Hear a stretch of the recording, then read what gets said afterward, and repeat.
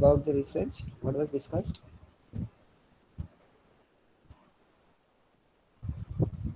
Yes, anybody? Are you getting the voice? Hello. Yes, sir. Okay. Yes, What sir. was discussed? Yes, sir. Any idea what was discussed? Hmm.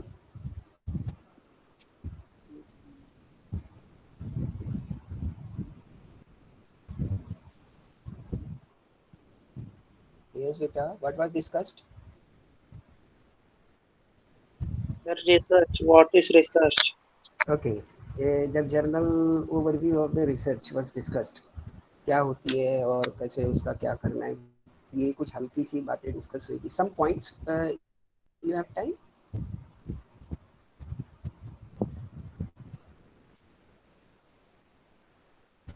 Any points? No. So just simple 3 or 4 points you may note down about the research. What is the meaning of research? Then we can proceed further into the course.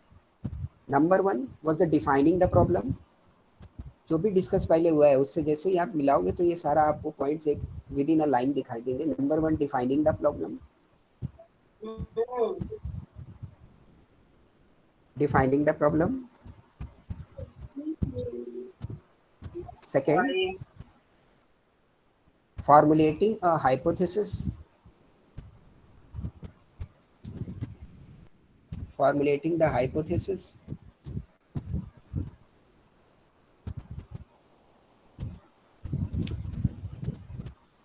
Collecting the facts or data.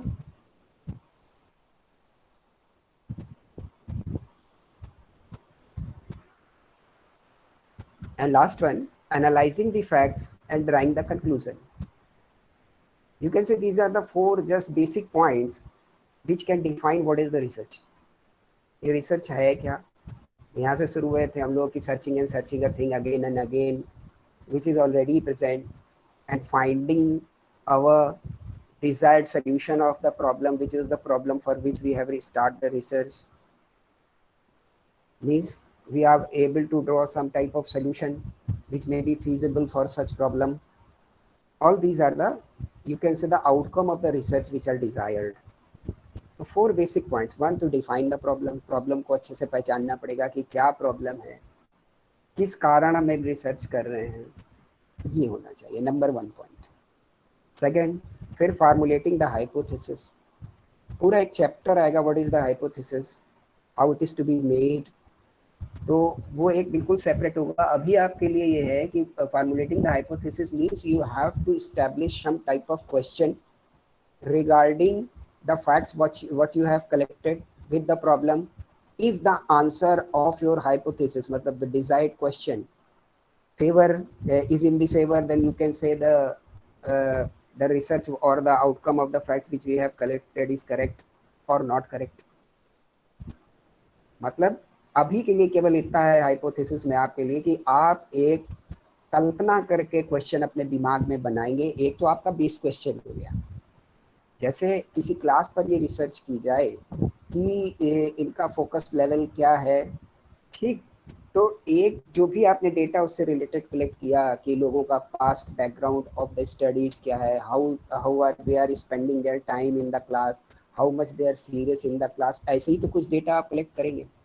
In data को collect करने के बाद एक कोई question आपको खुद से बनाना पड़ेगा कि इस फैक्ट्स के हिसाब से अगर ये आंसर मुझे मिल रहा है, मीन्स अब ये जो मेरी रिसर्च का जो मैंने लेके चले थे ये प्रॉब्लम, तो ये प्रॉब्लम है इस क्लास में.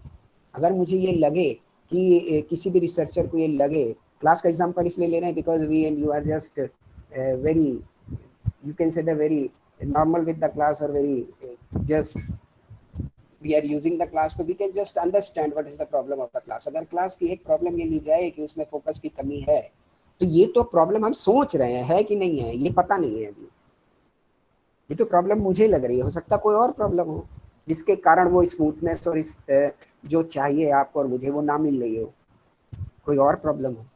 तो अगर ये इस पे हम काम करने की नहीं, ये फोकस की कोई कमी है या अटेंशन की कोई कमी है, तो मुझे डेटा निकाल के लाना पड़ेगा. उसके लिए उस डेटा के लिए कुछ आपको इस तरीके का डेटा चाहिए कि अगर ये क्लास की स्ट्रेंथ है तो कितने लोग आते हैं, फिर आने के बाद कितने लोग टाइम से आते हैं, कितने लोग बीच में चले जाते हैं, ऐसे करके कुछ डेटा जब आप इकट्ठा करेंगे, then you are able to march over your question कि there is the issue of the focus, isn't it? तो जब आप ऐसे धीरे धीरे आगे बढ़ेंगे तो फाइनली वो जो डेटा आपने कलेक्ट किया उसके ऊपर आपको एक क्वेश्चन डालना पड़ेगा कि if this much of standard of turnout of the students and staying in the class and the discussion in the class is maintained means they are focusing। एक आपको अब एक स्टैंडर्ड भी तो बनाना पड़ेगा। जर्नल प्रॉब्लम क्या थी हमारी कि शायद फोकस की कमी कुछ हो रही है। अब जब हम उसके मैन्यूट डिटेल में जाएंगे तो उसके छोटे छोटे ये फैक्ट्स और कारण इकट्ठा करेंगे। उसके बाद हम ये देखेंगे कि हाँ, अगर ये लेवल इस पे जा रहा है हमारा कि इतने % बच्चे आ रहे हैं, इतना टाइम दे रहे हैं, इस तरीके का डिस्कशन हो रहा है, ऐसी क्वेरीज आ रही हैं, एक स्टैंडर्ड लेंगे ना हम 50%, 30%, 40% regarding the queries, regarding the level of the queries, regarding your time spend in the class, regarding your attentiveness in the class. तो इसके बाद क्या होगा कि we can say no there is not is the focus of the problem और there is the problem.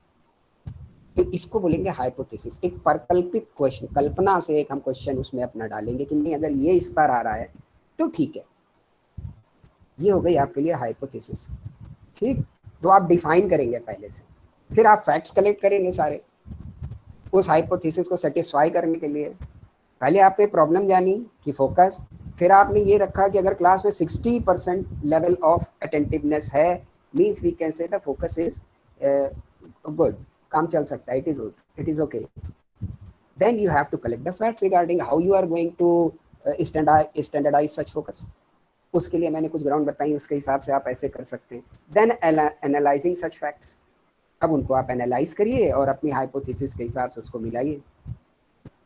Then you can draw the conclusion. ये एक basic very simple idea regarding the research है जो हम लोगों ने पीछे की क्लास में भी डिस्कस किया।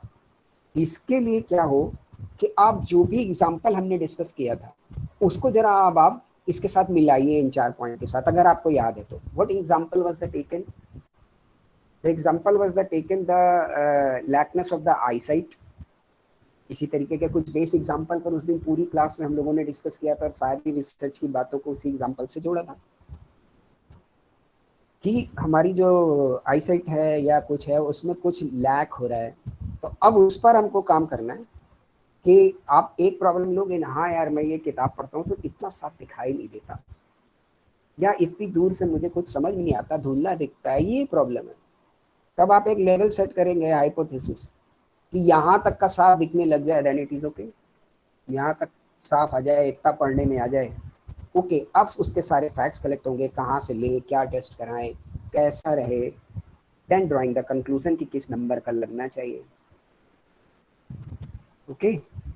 तो किसी भी कॉन्टेक्स्ट में, in any context, if there are research, basically these 3 or 4 things are always there. ये हमेशा रहेंगी आपके साथ, ठीक है।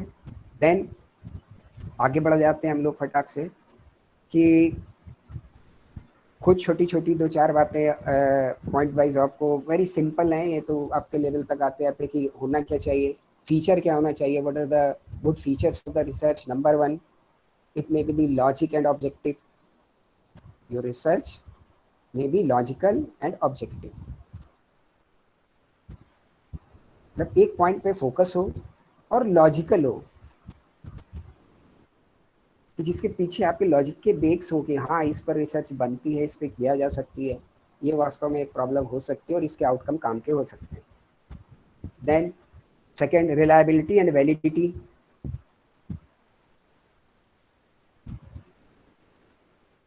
Reliability and validity means the validity regarding the facts you have collected, whether they are the valid। जो भी facts आपने कलेक्ट किए हैं, हम अपनी क्लास का अगर एग्जांपल लें तो अगर हमने ये फैक्ट कलेक्ट किए हैं कि कितना अटेंडेंस लेवल है या कितना क्या कैसा है, तो इसके बाद हमको ये पता होना चाहिए कि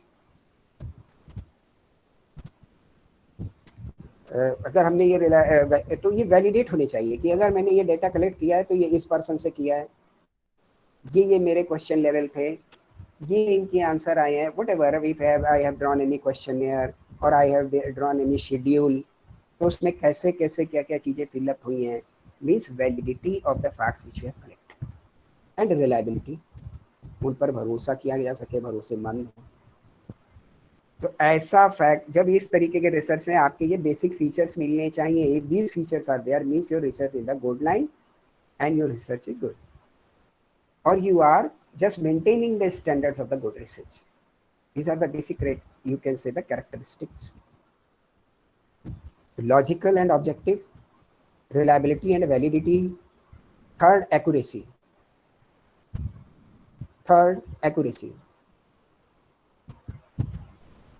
If anybody can just explain the difference between this reliability, validity and accuracy.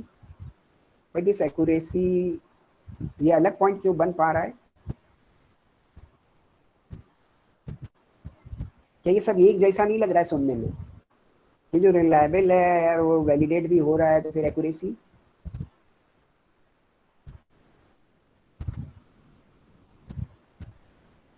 Please try first. The accuracy means how much correct it is, and reliable means something trustworthy that we can trust on it. Okay, and then validity?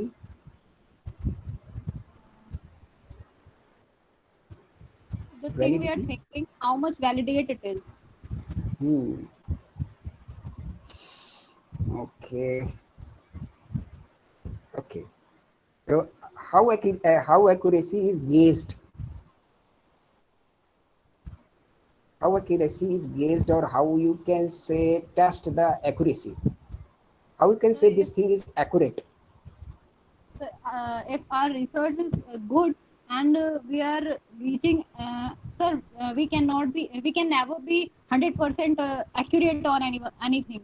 But if we are trying that to reach at least 90% or more than 50%, then we can say that we are accurate. Correct. इससे थोड़ा सा आगे बढ़ते हैं आपके लिए हम। तो ये जो आप 100% बोल रही है, आपने जाना कहाँ से? भाई अगर हम ये बोले, एक मिनट बेटा, हम बोल ले फिर आप शायद उस बात को और अच्छे से बोल पाओ। अगर हम ये सेट कर ले कि ओलंपिक के लिए एक जो रनर है उसका इंडिया को अगर क्वालिफाई करना है तो उनको 5.7 सेकेंड का टाइम निकालना पड़ेगा, then you are able to qualify for the Olympics in the 100 metre race, ऐसा कुछ भी एक, तो that is the mark of the 100%. And if you have given the chance to 10 or whatever your runners are, if they are not meeting such a standard, then you can say the standard level is 90 or 80 or there is a scope of improvement. Means accuracy कहाँ से किसी चीज की test होगी? After defining some standards. Please, if all are you getting? आप किसी भी चीज की accuracy कैसे टेस्ट कर पाएंगे? आपको जब ये पता हो कि ये लेवल या ये बात बिल्कुल सही है, या ये हमको चाहिए, ये मेरा correct level of accepting correctness है। Are you getting all of you? आपको एक बात जब तक क्लियर ही नहीं होगी कि ये चीज बिल्कुल सही है, then how can you define कि इट इज एक्यूरेट? तो एक्यूरेसी के लिए means you have to establish the standards, is it? Then you can compare the things what you have get, then you can say they are accurate. Yes, कुछ कहना चाह रही हैं आप? Speaker on है आपका, सोनाली जी कुछ कहना चाहती हैं आप? ओके, तो इज इट ओके? जो मैं बात बोल रहा हूँ ये कुछ क्लियर हो रही है आपको? रिलायबल मीन्स जो डेटा आ रहा है वो भरोसेमंद है। वैलिडिटी मीन्स कि उसको हम वेरीफाई कर पाए कि कहाँ से आ रहा है, किसी एक्स ने किसी के वाई के नाम से तो नहीं डाल दिया है, किसी वाई ने किसी जेड के नाम से तो नहीं डाल दिया है, उसकी प्रॉपर वैलिडिटी हो। If we are moving towards the downward chain or the backward chain of the source of the data, we are just verify it from where it is originated. अगर वो प्राइमरी डेटा, अगर secondary data है तो मुझे ये पता होना चाहिए कि मैंने इस न्यूज़पेपर के इस डेट के इस पेज नंबर से ये कंटेंट उठाया है, दैट इज द वैलिडिटी। पता हो रहा है, मेरी रिलायबिलिटी है कि ये, अब वो बोलेगा कि न्यूज़पेपर बोलेगा कि ये जो मेरी रिपोर्ट छपी है ये फला फला जो मेरे एडिटर हैं इन्होंने निकाली है और इन्होंने इसके ऊपर कुछ काम किया था, इसके हिसाब से ये आर्टिकल है, तो रिलायबल हो सकते हैं हम लोग। तो वैलिडिटी रिलायबिलिटी है, और एक्यूरेसी क्या है? जो हमारी अपनी स्टैंडर्ड्स हैं, जो हमने स्टैंडर्ड डाले उसके हिसाब से क्या एक्यूरेट हो पा रहा है वो। कुछ टूल हमने बनाए होंगे डेटा को एनालाइज करने के लिए, स्टैटिस्टिकल टूल हो सकते हैं, सर्टेन डिफरेंट टाइप के टूल हो सकते हैं, उन टूल्स पर वो कितना फिट हो पा रहा है, दैट इज द एक्यूरेसी। बात आप लोगों को अच्छे से समझ आ रही ना। हम ये बोले कि हमारा इंडिया जो है वो ग्रीनविच मीन टाइम से 5.5 घंटे लेट चलता है, mean some mark is there, तब तो हम बोलेंगे कि हम यहाँ से 5.5 घंटे लेट हैं या 5.5 घंटे आगे हैं, वट एवर। तो some mark you have to draw to start और to finish. Same with the accuracy, accuracy के साथ कुछ ऐसा ही होगा। देन अगला अच्छा फीचर इसका होना चाहिए साइंटिफिक इंटेग्रिटी।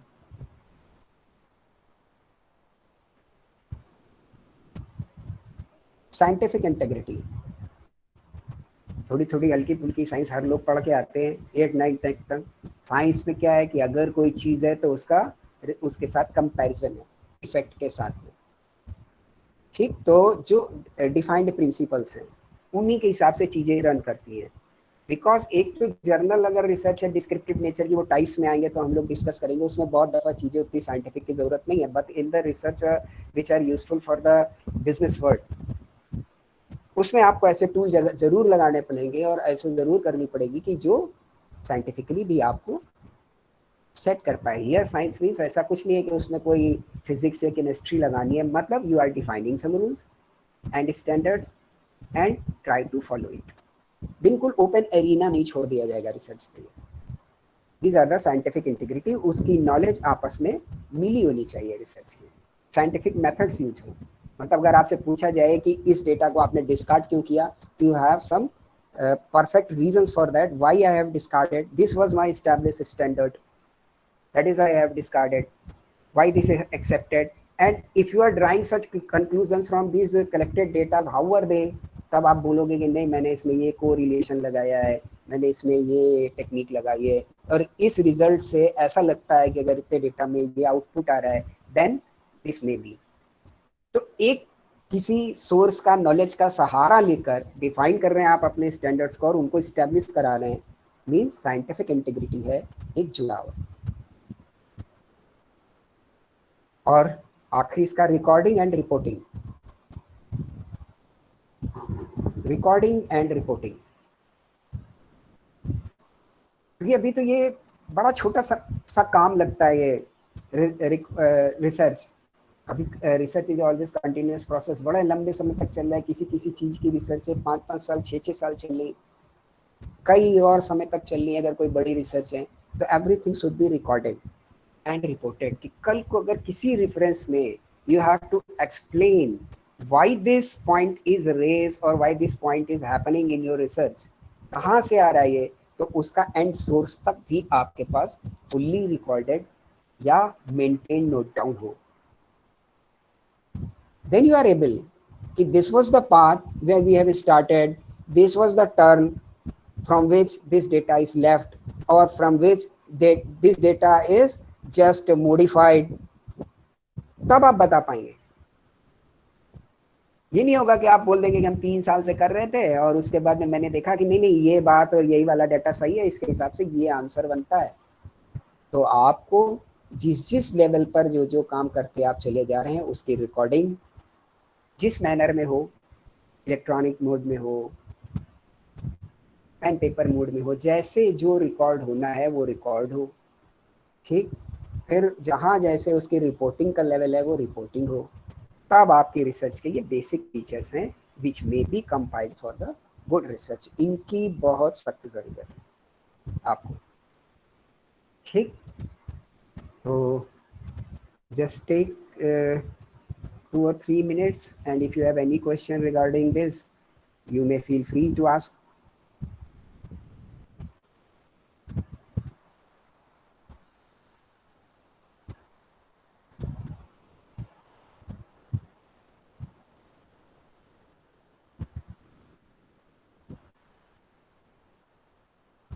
yes बेटा, कोई भी क्वेश्चन आ रहा हो इतनी देर के डिस्कशन में तो you may feel free to ask any question. No, sir. No okay, तो आगे बढ़ते हैं, थोड़ी सी बात और हो जाए। अच्छा एक बात बताइए, 1-2 मिनट के लिए पढ़ाई से ब्रेक भी दे देते हैं आपको। ये बताइए, एक मैसेज भी मैंने डाला था कि आप सारे लोग वैक्सीन की ओर ध्यान दें और उसको लगवा लें, तो how many have initiated it? कितने लोगों को हमारे इस एट दिस टाइम 25 स्टूडेंट्स, कितने लोग आप वैक्सीनेटेड हो चुके हैं? First dose, either may be the first dose. जी सर, हो गया है फर्स्ट डोज। ओके, तो हम थोड़ा क्वेश्चन को उल्टा करके पूछ लेते हैं, कितने लोग हैं जो फर्स्ट डोज वैक्सीनेटेड नहीं हुए हैं? प्लीज। सर शेड्यूल कर दिया है, होगा। ओके, रजिस्टर्ड हो गई, शेड्यूल नहीं मिल पा रहा सर है। स्लॉट बुकड ओके, है पूरा। यस स्लॉट सर, बुक है। बुक्ड दिखा ओके, रहा है स्लॉट। Yes sir. हाँ तो बेटा वो ये मैंने खास तौर से इसीलिए डिस्कस किया है आपको कि अब वो जो भी सैटरडे तक बुक दिखाता है, तो आपको बेसिकली तब ट्राई करना चाहिए कि सैटरडे की नाइट से और संडे तक आप ट्राई करेंगे तो you will get your slot booking. Okay sir. Okay sir. क्योंकि वो हफ्ते भर की, हाँ मैं बोल दे रहा हूँ, क्योंकि हफ्ते भर की पूरी बुक हो जाती है और फिर आपको रेंडमली अगर किसी ने कोई रीशेड्यूल किया या किसी कारण से अपना कैंसिल किया तो रेंडमली एक आध सीट आपको ब्लिंक करेंगी। तो कोशिश आपकी होनी चाहिए कि आप जो है वो सैटरडे की नाइट से कोशिश करना शुरू करिए और 10-10, 20-20 मिनट में ट्राई करते रहिए और संडे तक आई होप आप लोगों को सबको बुकिंग मिल जाएगी। ऐसा ही मेरा पर्सनल एक्सपीरियंस है, मेरे मिलने जुलने में जितने लोग हैं उनका सबका ये एक्सपीरियंस है। तो कोशिश ये करें कि उस समय आप लोग ट्राई करें और मिल जाएगा आपको। और वैक्सीनेटेड ये रिक्वेस्ट है कि ज़रूर हो जाइए, क्योंकि अभी इसका यही एक सोर्स ऑफ रेमेडी है। बाकी तो प्रिकॉशंस हैं जो हमको आपको लेने हैं। तो सारी चीज़ बच्चा है तभी कि when we are safe and when we are in the safety mode and when we are healthy. तो आप सारे लोग इसका प्रयास करें बेटा, तो मेरी रिक्वेस्ट है कि आप सारे लोग प्रयास करके वैक्सीनेटेड हो जाएं। और सेकंड, फैमिली में मिलने जुलने वाले में, फ्रेंड में, because all we are the Indian nationals, उनको मोटिवेट भी करिए कि वो जाएं और लगवाएं, क्योंकि इसका और कोई रास्ता है नहीं, ठीक ना? कि अब हम आप सब देख रहे हैं और ये बिग इशू है, क्लास से ज़्यादा बड़ी ये सारी चीज़ें, क्लास में पढ़ाई की तो बात होगी, ये भी बहुत ज़रूरी है क्योंकि हम आप सब नेशनल हैं। और जब देश अच्छा रहेगा, जब समाज अच्छा रहेगा, तभी पढ़ाई भी हो पाएगी, तभी सारी चीज़ें हो पाएंगी। तो मोटिवेट करिए सबको, क्योंकि कई सारी इस तरीके की न्यूज़ेस भी सोशल मीडिया में चलती रहती हैं, बहुत चलता रहता है कि लोगों में हेजिटेशन होता है, कई तरीके के ये फालतू के समाज में प्रपंच भी फैले होते हैं, अरे उन्होंने लगवा लिया था तो उनको फलाना हो गया। तो इनको सबको बच्चों आप लोग इस समय को आगे बढ़ के उसको थोड़ा करना पड़ेगा। और ऐसे घर परिवार में मिलने जुलने में आपके लोग ज़रूर होंगे जो हेजिटेट हो रहे होंगे अभी भी, अगर हैं तो कोशिश करिए कि धीरे धीरे उनको मोल्ड करके आप इस ओर ले जाइए कि वो वैक्सीनेट हो जाए, क्योंकि पीछे की जनरेशन इतना ज़्यादा अभी उतनी यूज़फुल नहीं है सोशल मीडिया और बाकी चीज़ों की जितने आप लोग हैं, उतनी सेवी नहीं है, तो उसे समझने में टाइम लगता है सारी चीज़ों को। उसमें आप लोग का रोल बहुत ज़रूरी है। खुद भी करिए, फैमिलीज़ में, रिलेशंस में, फ्रेंड सर्किल में जहाँ जो लोग हैं उनको मोटिवेट करिए, क्योंकि यही रेमेडी है बेटा, और कुछ है नहीं। एक दफ़े हम आप ठीक रहेंगे तो सारी चीज़ें अच्छी चलेंगी आगे। कोर इशू है इस समय का, to make your self safe and healthy, वो आप बचे, ये सबसे बड़ी बात है, ठीक? बाकी तो सब आप लोग देख ही रहे हो कि क्या खाना है, क्या कहना है, कैसे प्रिकॉशंस रखने हैं, उन पे मुझे कोई डिस्कस नहीं करना, बस इतनी सी बात ज़रूर करनी है। तो प्लीज़ इस पर हम सारे लोग ध्यान दें। और अभी तो ये हफ्ता तो चला ही गया, अगले हफ्ते में फिर जब मैं पूछूं कि अब कितने लोग वैक्सीनेट हो गए, तो मुझे 100% हैंड्स रेट दिखाई देने चाहिए, फिर ये नहीं दिखना चाहिए स्लॉट नहीं मिला। हाँ, ये मेरा पक्का वादा है कि सैटरडे से अगर संडे तक आपने ट्राई किया विद इन 15-15, 20-20 मिनट के डिफरेंस में, तो आपको मिल जरूर जाएगा। टाइम भी बेटा इसका कोई फिक्स नहीं है कि किस समय खुलेगा, ठीक? तो इस पे करिए और अब जल्दी से हम लोग पढ़ाई की ओर वापस लौट आते हैं। ब्रेक मिल गया आपको। तो मेथड में क्योंकि सबसे ज़्यादा रिसर्च जो वैल्यूएबल है और जिस पर सबसे ज़्यादा रिलाई किया जाता है that is the scientific method. Method हम लोग आगे सारे पढ़ेंगे। तो साइंटिफिक मेथड की थोड़ी सी बात हो जाए हल्की सी कि what is the scientific method. एक दो पॉइंट्स आप इसके लिख लीजिए, फिर उसके बाद हम इस पर फर्दर डिस्कशन करते हैं। Number 1, what is the scientific method? Scientific method point 1 relies on the evidence.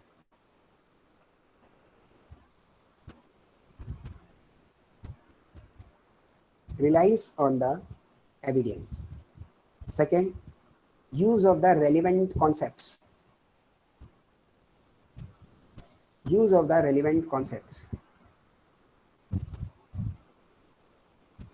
Third, commitment and objectivity.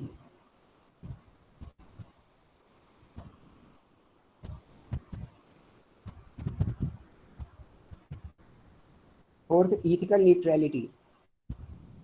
Ethical neutrality. Fourth, generalization. Fourth, generalization. Fifth, verifiability.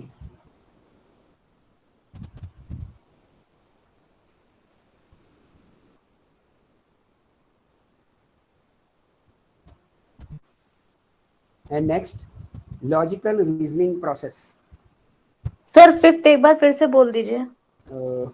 सारे शुरू से बोल देता हूँ मैं। Relies on evidence, use of relevant concepts, commitment to objectivity, ethical neutrality,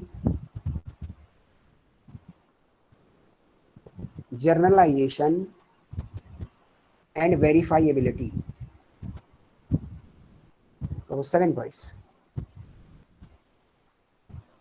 So scientific research relies on the evidence. On what type of evidence?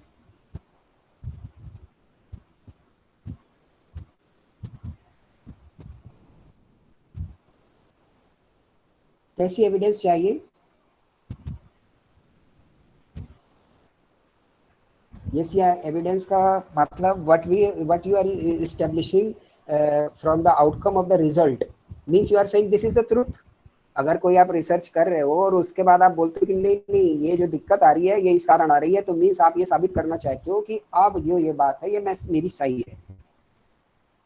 भाई simply हम लोग बोल देते हैं ना, एकदम सिंपली, यार तेरे नंबर कम है, तू पढ़ता कम होगा। आपने एक लाइन में सारी बात को खत्म कर दिया। मतलब you are stating कि you are telling a very good and correct thing which is truth कि आप पढ़ते कम होंगे इसलिए नंबर कम आ रहे हैं। क्या यही एक कारण हो सकता है? नहीं हो सकता, क्योंकि कई लोग बहुत बहुत समय पढ़ाई में देते फिर भी उनके नंबर कम आते। बात समझ आती जा रही है आपको? कई लोगों के पास कुछ दूसरी दिक्कतें होती हैं कि उनको आता बहुत कुछ है, बेचारे एक्सप्लेन नहीं कर पाते। तो क्या केवल पढ़ना कम ही ये कारण है कि जिसके कारण ये बोला जा सकता है कि नंबर कम आते हैं? इसी डायरेक्टली रिलेटेड और किस ट्रुथ? और बिल्कुल सिंपल सी बात है, कोई भी बोल देगा अरे पढ़ते नहीं हो यार इसलिए नंबर कम आए। तो अगर नंबर कम आ रहे हैं means the problem of research. If it is the problem of research, so many facts. और ये जो सो मैनी फैक्ट्स के बाद में आपने ये रिजल्ट दिया कि कम पढ़ने से नंबर कम आ रहे हैं, means it needed some evidence, तब वो साइंटिफिक रिसर्च। अब आप ये एविडेंस कहाँ से लाएंगे? क्योंकि जो बच्चा है वो तो बोलेगा मैं तो 2 घंटे पढ़ता था। तो आपके पास ये डेटा होना चाहिए कि क्लास के बच्चे कोई 6 घंटे पढ़ रहे थे, तो कोई 7 घंटे पढ़ रहे थे, तो कोई 8 घंटे पढ़ रहे थे, तो कोई 9 घंटे पढ़ रहे थे। इसलिए आपका 2 घंटा जो है वो पढ़ता कम में आ जाएगा। Are you getting? If you are stating कि अगर किसी के नंबर कम आ रहे हैं पढ़ने के कारण कि वो कम पढ़ रहा है, तो कम पढ़ने की आपके पास एविडेंस प्रूफ हो। और ये कब आएगी? कि जब आपने उस क्लास के या और भी जगह के बच्चों के स्टडिंग टाइम का कुछ डेटा कलेक्ट किया हो। एक सिंपल बात पे हम बात कर रहे हैं केवल, बाकी पे नहीं जा रहे हैं। What was the intelligentsia and what aids of studying such students were use, so many factors. अभी हम केवल एक पॉइंट पे आपका ध्यान ले जाना चाह रहे हैं कि जिससे आपको समझ आना शुरू हो जाए और बातें हम लोग अच्छे से आगे बढ़ा पाएं और आप अच्छे से लिख पाएं या किसी से you can in a very good position to discuss. If you are concluding the result of any problem means you are stating any truth, क्योंकि अब तो लोग उस पर विश्वास करेंगे ना, कि जैसे को आप बोलोगे कि नहीं यार ये इसके नंबर इसलिए कम आ रहे हैं कि भाई ये पढ़ता कब है, तो अब एक सवाल आपसे खड़ा हो जाएगा, कैसे जानना भाई आपने, तो उसका एविडेंस होना चाहिए आपके पास में। तो ये साइंटिफिक मेथड का एक तरीका होता है कि आपका जो भी ट्रूथ ऑफ फैक्ट जो आप बोल रहे हो, जो एस्टेब्लिश कर रहे हो, क्योंकि अब ये नया सत्य हो जाएगा जब आप इस बात का आंसर दोगे। अब इस हम क्वेश्चन को बहुत बड़ा कर देते हैं, एक बच्चे से हटा के इसको एक बड़े प्लेटफॉर्म पे डाल दीजिए आप, कि जो एमबीए के स्टूडेंट्स हैं ये अगर 2 घंटे से कम पढ़ रहे हैं तो इनके नंबर कम आएंगे। अब ये जर्नलाइज हो गया। अब अगर ये जर्नलाइज हो गया तो अब ये सारे एमबीए के बच्चों के ऊपर लागू हो गया। Means you are stating a truth कि अगर आप 2 घंटे से कम पढ़ोगे तो आपको नंबर कम आएंगे।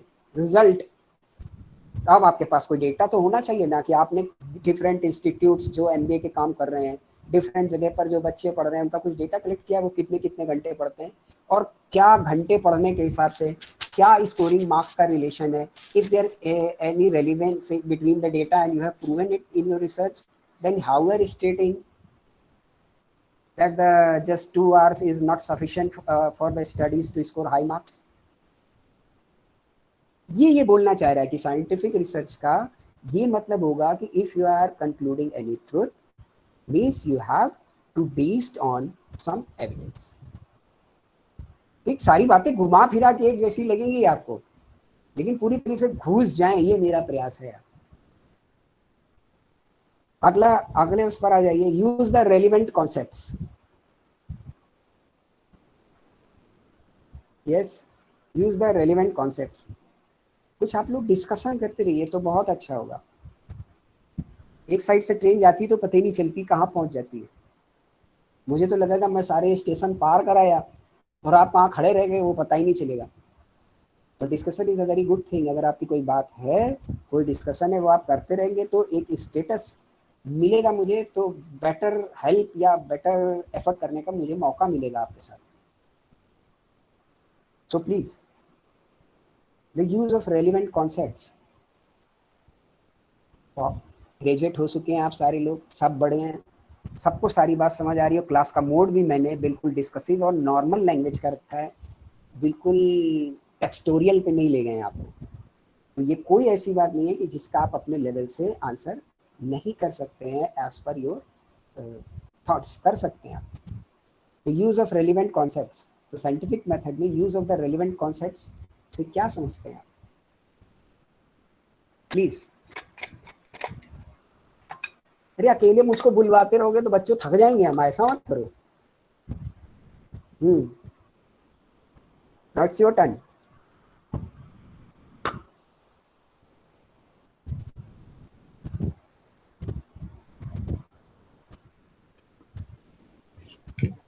So that means जिस भी टॉपिक पे हम लोग रिसर्च कर रहे हैं उससे रिलेटेड कॉन्सेप्ट जितने भी हैं, उस फील्ड से रिलेटेड जितने भी कॉन्सेप्ट हैं, उन पर होना चाहिए, उन पे बेस होना चाहिए रिसर्च। यस, उससे बिल्कुल ठीक है, बिल्कुल ठीक बोल रहे हैं आप। तो सबको सब कुछ आ रहा है, वेरी गुड। तो ना बोलने वाली जो केवल हेजिटेशन है वो केवल खत्म हो जानी चाहिए। और ये सबसे बड़ी बात है भाई बिजनेस स्टूडेंट्स के साथ, इसको बिल्कुल पक्का समझ लीजिए आप। आपके पास निगोशिएशन और persuasion skills and presentation skills extra होनी चाहिए बाकी सारे ग्रेजुएट से या पोस्ट ग्रेजुएट से। तो आपका यूज है नॉलेज वाइज, जितने भी डिसिप्लिन के लोग हैं वो आपसे, उनके पास नॉलेज ज़्यादा है। Why you are the masters to admin the business? Because you have jack of all the knowledges, but you are not the expert. You are expert in the field of presentation, you are in the field of the negotiation and in the field of the communication skills. That is why I am always says to just discuss, just present yourself. कि ये चीज़ें आपकी बढ़े, ये बहुत ज़रूरी है। तो इस पर आपको फोकस करना चाहिए for the better career and for your growth. तो आप खुद जरा 1 मिनट के लिए केवल, फिर इससे हट के बात, और ये भी एक रिसर्च से जुड़ सकती है, आप सारे पोस्ट ग्रेजुएट को जरा तौल लो अपने बराबर। लॉ का जो ग्रेजुएट है उसका एक वर्डिक्ट है, वो जब भी लॉ करने के बाद में और वो एडवोकेट बनेगा तो वो जो लिखेगा वो माना जाएगा कि लॉ के लिए ऑथेंटिक है। ठीक। दूसरी चीज पे आ जाइए, लॉ आप भी पढ़ते हैं, जो सब्जेक्ट आप पढ़ रहे हैं उन्हीं की बात करूंगा मैं केवल। अकाउंट्स, अकाउंट्स में जो प्रोफेशनल है, सीए हैं, आईसीडब्ल्यूए हैं, कंपनी सेक्रेटरी है, ये जो लिखेंगे वो माना जाएगा। आप जो लिखेंगे वो माना नहीं जाएगा। They are the experts of the field, मतलब आपसे बहुत ज्यादा नॉलेज है। ठीक, एक्सपर्ट माने जाते हैं फील्ड के। वो जो लिखेंगे, मोहर लगा देंगे, वो एक पक्की बात है। अकाउंट्स पढ़ते हैं आप, ठीक, लॉ पढ़ते हैं आप, मतलब फाइनेंस में आपके लिए सीए, आईसीडब्ल्यूए, सीएस, ये सब हो गए अथॉरिटी। लॉ में लॉ के जो पोस्ट ग्रेजुएट्स हैं, एलएलएम्स हैं, वो हो गए अथॉरिटी। और जो ये आप ऑपरेशन रिसर्च या साइंस से रिलेटेड सब्जेक्ट पढ़ रहे हैं, इसमें आपके लिए बीएससी वाले, ये जो इंजीनियर्स आ रहे हैं, ये एक्सपर्टीज है। देन हाउ आप किस काम के लिए बिल्कुल मैनेजमेंट में बना के रखे जाएं, और आपको इनके सबके साथ काम करना है, और कई जगह इनकी रिपोर्ट लेनी है, तो ये आपके अंडर रहेंगे कई मौकों पर, क्योंकि आपके पास एक्स्ट्रा स्किल्स किस बात की होनी चाहिए, निगोशिएशन, परसुएशन एंड प्रेजेंटेशन। तो आप इनको कंट्रोल कर पाओ, इसके लिए आपको क्या दिया जाता है, jack of all knowledges. But please note, you are the not expert of the knowledge. ठीक, तो आपको जिस पे काम करना और बढ़ाना है वो इस पे बढ़ाना है, कि कल को अगर आप किसी डिपार्टमेंट में हेड बना के बैठा दिए जाए, एडमिन में एज एमबीए, और आपके अंडर में कोई फाइनेंस का एक्सपर्ट काम कर रहा है, और वो आपके आगे कोई बैलेंस शीट रखे या कोई टैक्स का स्टेटमेंट रखे, तो आपको पता हो कि ये ऐसे ऐसे होता है, आप पढ़ के गए, आपको वो बिल्कुल चीट नहीं कर पाएगी, नहीं सर बस दस्तखत कर दीजिए हो गया। तो आप उसको समझ पाए, इतनी नॉलेज आपको दे दी गई है, पर आपको कंट्रोल कैसे करना है, मैनेज कैसे करना है, this things are very different. उसकी नॉलेज उनके पास कम होती है, एक्सपर्ट्स के पास, वो आपके पास है। ये प्रेजेंटेशन हो, निगोशिएशन की स्किल्स हो, कम्युनिकेशन स्किल्स हो, डिस्कशन लेवल हो, इज इट। तो प्लीज इस पर सबसे ज्यादा फोकस करिए आप, सारे लोग, तब बेटर चांसेस और अच्छी ग्रोथ है आपके लिए। चलिए आगे बढ़ जाते हैं हम लोग अपने टॉपिक पे, और ये भी टॉपिक की बात की है, समझ लीजिए टॉपिक से अलग नहीं है, because why we are studying, why this class is going to be, and why you are enrolled in the MBA, to get the better prospects of the job. And in these time, most jobs with the private sector and private sector में कैसे काम करना है, क्या करना है, ये आप सब बेहतर समझते हैं। तो जस्ट डेवलप योरसेल्फ, इसके लिए ये सारी बातें और ये क्लास का हिस्सा है। आगे बढ़ जाते हैं हम लोग। तो वो जो कॉन्सेप्ट्स, अब क्या होगा बेटा कि साइंटिफिक रिसर्च का मतलब, अगर किसी रिसर्च में हम जा रहे हैं तो जिस फील्ड की रिसर्च है उसका जो इस्टेब्लिश्ड कंसेप्ट्स हैं उनको हमें फॉलो करना है। किसी भी फील्ड की रिसर्च हो सकती है। अभी आपके लिए मान लीजिए वैक्सीन की रिसर्च हुई, तो उसके कुछ एस्टेब्लिश स्टैंडर्ड्स हैं, कितने दिन में बने, किस तरीके से ट्रायल हो, प्रायर वैक्सीन में कैसे ट्रायल हुआ करते थे, किस ढंग से वो बनाई जाए, तो वो सारे रेलिवेंट कॉन्सेप्ट्स, अगर हम वैक्सीन खोज रहे थे कोविड की, तो वो जो एस्टेब्लिश्ड रेलिवेंट स्टैंडर्ड्स हैं ऑफ दैट फील्ड, उनका फॉलो हुआ, तो जो आउटकम ऑफ द वैक्सीन है इट विल बी सेफ, होनी चाहिए सेफ, क्योंकि ऐसा लोग करते चले आ रहे हैं, ये इसके एस्टेब्लिश स्टैंडर्ड्स हैं, उनको फॉलो करके हमने रिसर्च की है। Then you can say it is the scientific, is it. Practical word से आप अपनी पढ़ाई को जोड़ते चलिए। किताब पे पढ़े तो वो पढ़ने के बाद भूल गए। रेलिवेंट कॉन्सेप्ट किसी भी फील्ड का हो सकता है, जिस फील्ड की रिसर्च हो रही वहां पर जो रेलिवेंट कॉन्सेप्ट है उसका फॉलो अप करना है for the purpose of research. आप नया कुछ के लिए करके लेके नहीं आ जाएंगे एकदम कि नहीं वो ऐसा है कि ये वाली पत्ती खा लेते हैं तो फिर के कुछ होता ही नहीं है। ये क्या आज के पहले कितने लोगों पे हुआ, कितने लोगों पे टेस्ट हुआ, कितने पे देखा गया, तो पत्ती खाइए, आपका विश्वास है और फायदा भी करता होगा लोगों को, उसकी मनाही नहीं है। लेकिन वो रेलिवेंट कॉन्सेप्ट नहीं बोला जा सकता, क्योंकि वो ऐसा कोई टेस्टिंग प्लेटफॉर्म साइंटिफिक रिसर्च पर इस्टेब्लिश नहीं है, तो रेलिवेंट कॉन्सेप्ट नहीं है, इज इट। तो कहीं पर भी किसी फील्ड में, ये तो मैंने एक एग्जांपल के लिए लिया क्योंकि अभी ये बर्निंग इशू है, किसी भी फील्ड की अगर रिसर्च है तो वहाँ की जो भी relevant concepts are prevailing in such industry, in such field और एस्टेब्लिश्ड कॉन्सेप्ट्स हों, दे मस्ट बी फॉलोड। तो ये बोला जाएगा कि आपकी रिसर्च साइंटिफिक मीन्स पीछे जो आपने काम किया उसको पीछे करने का एक एविडेंस है, जो पहला हमारा पॉइंट था, रिलाइज ऑन द एविडेंस। तो यहाँ भी हम जो मेथड अप्लाई कर रहे हैं, जो हमने प्रोसेस अप्लाई किया फॉर द रिसर्च, इसका भी एविडेंस था पीछे। That is why the use of the relevant concept and the commitment to the objectivity, commitment to the objectivity. Third point,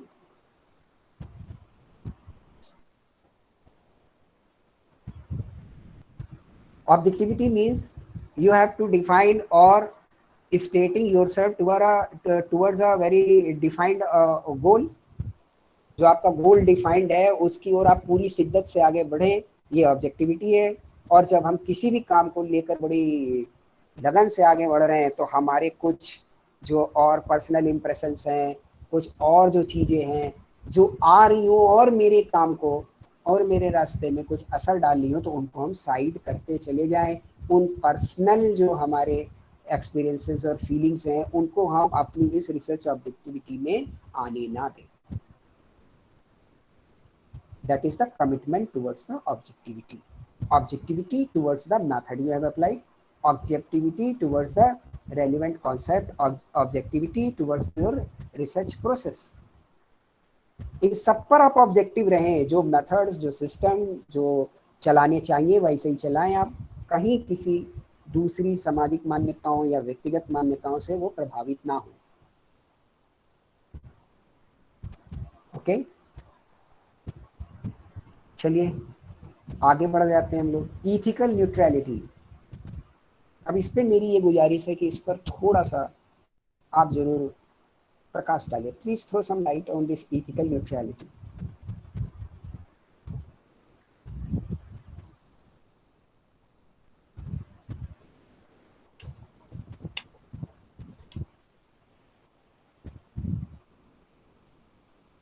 क्या हो गया भाई? तो जो किसी भी बैकग्राउंड स्पेसिफिक या रिलीजन किसी को सपोर्ट नहीं करता हो, सबके साइड न्यूट्रल हो, बायस ना हो। Okay, this your answer is just connected with the neutrality. Neutrality के लिए जवाब बिल्कुल सही है कि बायस ना हो, ना हो। देन इथिकल न्यूट्रलिटी, बायस के लिए आप अच्छे से इसको डिफाइन कर रही है, करेक्ट। इथिकल एथिकल या बैकग्राउंड आइडियाज हैं, जैसे डिफरेंट हम लोगों के कल्चर्स हैं, बैकग्राउंड्स हैं, तो उन पे बेस ना हो। ठीक बेटा, अब उसका कोई और कोशिश करेगा। न्यूट्रलिटी को बहुत अच्छे से मैंने डिफाइन कर दिया कि आपके जो बैकग्राउंड आइडिया हो या आपकी जो कोई सोच हो वो आप उसमें ना डालें, कहीं से कुछ ना आ रहा, आप न्यूट्रल रहें। Then ethical neutrality, what is the ethics? What is ethics? Ethics है क्या?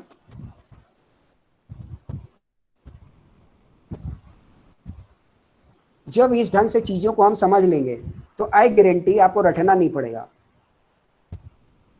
नोट कर लीजिए, आप केवल अच्छे से समझ लीजिए and you all are very able to express yourself. ये मुझे पता है क्योंकि 30 पन्ने की कॉपी कितनी जल्दी भर जाती है और कैसे कैसे भर जाती है, ये पता है मुझे। आप सब लोग बड़े सक्षम हैं एक्सप्रेस करने में। देन अंडरस्टैंडिंग कितनी अच्छी बना लें आप, वही काम में आने वाली है। देन इथिकल न्यूट्रलिटी, तो ये इथिकल क्या है भाई? You can say something it is good or bad on some established standard or principles. This is the ethics. Ethics यही तो डिफाइन करती है कि ये काम जो है वो यार ये गलत है, ये काम है जो सही है। यही तो है कि यार ये आपने कर दिया, यह अनइथिकल है। यार कैसे? इसका मतलब जो मुझे करना चाहिए था वो कुछ है और वो मैंने नहीं किया। इसका मतलब जो करना चाहिए था उसको सही माना जा रहा है, वो एस्टेब्लिश्ड है, और उसको मैंने नहीं किया। इसका मतलब I have done some bad. तो जो गुड बैड में फर्क ला दे, दैट इज द एथिक्स। ठीक ना? आपका जो बिहेवियर या किसी का भी कोई काम, किसी कंपनी का, किसी का कुछ, उसके कुछ स्टैंडर्ड्स, कुछ सिस्टम होंगे, इस हिसाब से आप कर रहे हैं तो इथिकल। तो आपकी रिसर्च इथिकल न्यूट्रलिटी पे रहे कि अनबायस्ड हो, किसी को गुड बैड मानते हुए ना चले, because you are going to search a new thing. कई जगह पर ये आपको ध्यान रखना पड़ेगा, हम किसी को इसलिए ही केवल डिस्कार्ड ना करते कि ये तो गलती ही होगा, ऐसा इसका सिनेरियो दिख रहा है तो ये तो गलती ही होगा इथिकल स्टैंडर्ड्स पे। आने दीजिए, उसकी भी बात हो सकता है, उससे कोई काम की बात हमें मिल जाए, क्योंकि हमारा तो गोल कुछ दूसरा है ना, किसी दूसरी प्रॉब्लम का आउटकम मुझे चाहिए। जहां पर वो अनइथिकल है, जहां पर वो बैड है, लेकिन अगर कुछ यहाँ पे काम हो सकता है तो न्यूट्रल रहे हम इस जगह पर, अपनी रिसर्च के काम में इथिकल न्यूट्रलिटी भी रखें। न्यूट्रलिटी तो ओवरऑल है, ठीक, न्यूट्रलिटी तो ओवरऑल चलेगी, अनबायसनेस तो ओवरऑल है, लेकिन अनइथिकल न्यूट्रलिटी मतलब गिव चांस टू एवरीवन। जिनको हम कुछ अनइथिकल भी मान लें, अगर उनका भी कुछ यूज आ सकता है हमारी रिसर्च के बेटर रिजल्ट में, तो उनको हम केवल इस कारण ना रोक दें कि नहीं नहीं नहीं नहीं, अरे ये लोग तो बिल्कुल नहीं, ये नहीं, ये नहीं। आप समझ पा रहे हैं गुड बैड का मतलब? Yes, sir. ओके, तो इतनी बात हो रही है केवल इसमें इथिकल न्यूट्रलिटी में। आगे बढ़ जाते हैं जल्दी से, कम से कम आज की क्लास में हमारे ये पॉइंट्स तो खत्म हो जाएं। जर्नलाइजेशन,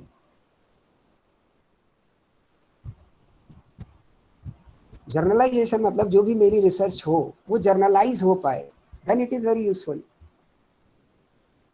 क्योंकि पिछली क्लास में अगर मैंने उसका आई साइड का और चश्मे का एग्जांपल लिया था, तो इस क्लास में वैक्सीन की बात होगी, तो वैक्सीन की बात हम लोग कर लेते हैं केवल कि अगर वैक्सीन का एक हमारा आउटकम आया तो वो सबको लग पाए, जर्नलाइज, यूजफुल टू ऑल। अगर किसी क्लास में रिसर्च हो रही है तो वो पूरी क्लास के हर बच्चे के लिए फिट हो जाए, ये ना हो कि यार ये जो इतने पढ़ने वाले इनके ऊपर तो ये लागू होगी, ये नहीं पढ़ने वाले इनके ऊपर तो लागू नहीं होगी, ये कम आने वाले इन पे तो लागू नहीं होगी, ये ज्यादा आने वाले इन पे तो लागू होगी।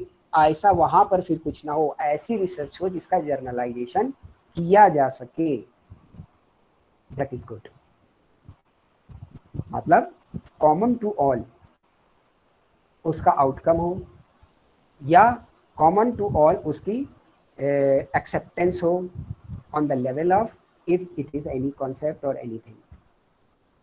ये है जर्नलाइजेशन का यहाँ पर मतलब। देन वेरीफाइबिलिटी, ये पॉइंट तो हमारा कई बार डिस्कस हो चुका है। तो वेरीफाइबिलिटी में आपके लिए क्या है कि वेरीफाइबिलिटी में सारी बातें आप वेरीफाई कर पाएँ। और जल्दी से मुझे एक पॉइंट और आपके साथ ये डिस्कस करना है, means logical reasoning process.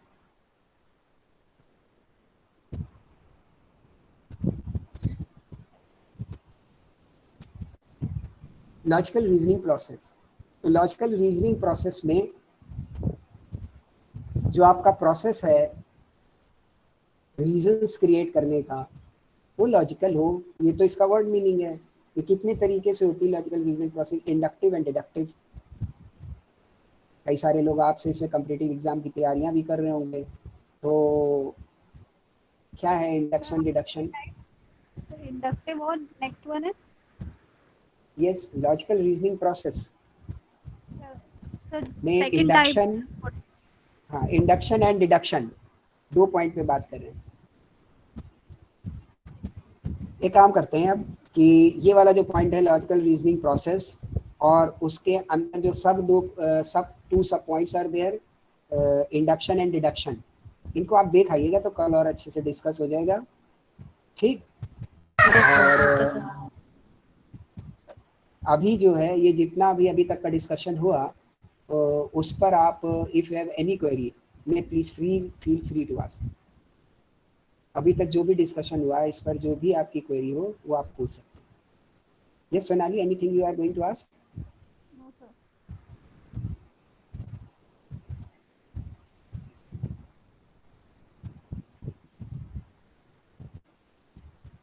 Yes बेटा, अरे यार बात करते रहो भाई। ऑनलाइन का मतलब ये नहीं कि हम आपसे बड़े दूर और बड़े बेगाने हो गए। अभी क्लास होती तो ऑफलाइन सबके चेहरे दिख रहे होते। जैसे भी आपने एथिक्स का वो बताया, तो ethics means like a branch of knowledge जो हो सकता है ना, yes, like a branch of knowledge. ethics is like a branch of knowledge. मतलब एक मीन्स मिनट। इसका हम ये समझ सकते हैं ना कि उसमें नॉलेज सारी हर चीजों का होना चाहिए, जिस टाइप से आपने एग्जांपल बताया उसका। एक minute. Ethics is a branch of knowledge, तो इस हिसाब से तो नॉलेज टू डिसाइड एनीथिंग, तो सारी चीजें ब्रांच ऑफ नॉलेज हैं to decide anything. Ethics yes sir. Basically ethics basically to decide something which is, you can say the good or bad. अब एग्जाम्पल से आपको समझाने के लिए पास मेरे सबसे बेस्ट तरीका है एथिक्स का, वो ये है कि किसी मंदिर में, किसी मस्जिद या गुरुद्वारे में कहीं आपको जाना है, आप जूता पहन के जाते हैं? नहीं, ये इथिकल स्टैंडर्ड है। बेटा स्पीकर आपका खुलता है तो डिस्टर्ब कर रहा है काव्या। ये जो आपका अगर ऐसा कोई जो ऐसा कोई रूल लिखा है कि नहीं जाना चाहिए, या भगवान ने बोला है कि जूता पहन के आ जाओगे तो हम तो नाराज हैं, हम तो बात ही नहीं करेंगे। नहीं, ये एक इथिकल स्टैंडर्ड और प्रिंसिपल डिजाइन है। समझ आ रही है बात आपको? Ethics means a defined type of good or bad in any matter or in anything on the set of rules or the set of principles which are based on some experiences, जो आपके पिछले experiences और industry के या society के पिछले experiences हैं, उसके हिसाब से जो स्टैंडर्ड इस्टेब्लिश हुए, उस पर आपने कुछ गुड और बैड डिसाइड कर रखा है। Yes sir. ठीक, ये होता है इथिक्स। तो अगर इथिक्स में आपने ये बोला कि मंदिर में जो अगर आप चप्पल पहन के आ गए तो ये अनइथिकल, उतारो उतारो उतारो उतारो बाहर, बड़ा गलत हो गया। ठीक है ना? लेकिन अगर कोई इतना ही बड़ा भक्त है कि उसे कुछ दिख ही नहीं रहा है प्रभु के अलावा, और उसे ये भी याद नहीं रहा कि मैं चप्पल पहने हुए हूँ। सबरी का केस आप लोगों ने सुना होगा, वो तो झूठे भेड़ खिला रही थी राम को, तो कहाँ इथिक्स है वहाँ? इथिक्स मीन्स आप के लिए जो डिफाइंड सेट ऑफ रूल है इन द नॉर्मल कोर्स, उसके हिसाब से बैड और गुड, बस इतना ही है। वो इंडस्ट्री के लिए हो, वो किसी सोसाइटी के लिए हो, वो किसी काम के लिए हो। एग्जाम्पल मैंने इसलिए ये लिया कि ये बड़ा जर्नल एग्जाम्पल है, काफी लोगों को समझ आ जाएगा। तो अगर हम इस पे रिसर्च कर रहे हैं कि प्रभु किस पे प्रसन्न होते हैं, किस तरीके के भक्त पे, तो मुझे अनइथिकल हो जाना चाहिए। हो सकता है जो चप्पल पहन के आ रहा हो वो बहुत ही बड़ा भक्त हो, उससे ध्यान ही ना हो कि हम चप्पल पहन के आ रहे हैं, इतना भगवान में जुड़ा हुआ हो। बात समझ आ रही है? अगर हमारा रिसर्च ये है कि मुझे ये जानना है कि कौन भगवान से कितना जुड़ा है, तो इथिकल हमको अनबायस्ड हो जाना चाहिए। इतनी सी बात है केवल। Is it clear to all of you? Yes कुछ सर। कुछ बताइए। Yes, sir. Yes sir. चलिए, तो अब जो है ये वाला पॉइंट आप लोग देख के आएंगे। लॉजिकल रीजनिंग कोशिश करना यार, थोड़ा तुम लोग भी बोलना भाई, तब अच्छा लगेगा हमको। ठीक, सर्कल सारे पॉइंट्स क्लियर होंगे तो सर ओके, कोशिश करिएगा आप अपने लेवल से देख आइएगा ना, तो वो बहुत अच्छा होता है। मुझे पता हो, अरे यार मुझे ड्राइवर समझो, मुझे पता हो जाए कि फला उस चौराहे पे खड़ा है, तो पहुंचा के उसको आगे छोड़ा जा सकता है। अब आप अपनी लोकेशन ही नहीं बताते हैं, जब तक आप बोलते नहीं है तो आपका पता ही नहीं चलता आप स्टैंड कहाँ कर रहे हैं। हम तो गाड़ी लेके भागते चले जा रहे हैं सोच के सब लोग मेरी गाड़ी पे चढ़े हुए हैं। तो अगर आप डिस्कशन करोगे, कुछ बोलोगे, तो ये पता होगा कि आप कहाँ हैं, तो आई एम बेटर सिचुएशन में होंगे कि हम आपको कहीं पहुंचा पाए। और एक डिस्कशन करने वाला ना चाहते हुए बहुत सारे लोगों की मदद करता है, क्योंकि आपके बहुत सारे साथी पूछने में शर्माते रह जाते हैं। ठीक, तो आप उनके लिए भी मददगार हो जाते हैं। कोशिश करिए कि ऑब्जेक्टिव क्वेश्चन हो और बिल्कुल सही हो, पढ़ाई से जुड़ा हुआ हो। ठीक, दो लाइन नोट कर लिए। Class is the place where issue are the resolve, और इशू तो तभी रिजॉल्व होंगे जब रेज होंगे। ठीक, एंड नॉलेज इज शेयर्ड, ये क्लास का मेन आउटकम होना चाहिए। ठीक, चलिए, तो आज के लिए इतना ही है। कल आप लोग देख के आइएगा इसको, तो फिर आगे और इस पे हम लोग बातें करते हैं। ठीक, okay, then very nice meeting with all of you. Okay sir, have a thank you nice sir. Day. Thank you बेटा। Thank you sir. Okay, sir. Thank you, sir. Thank you Thank you, sir.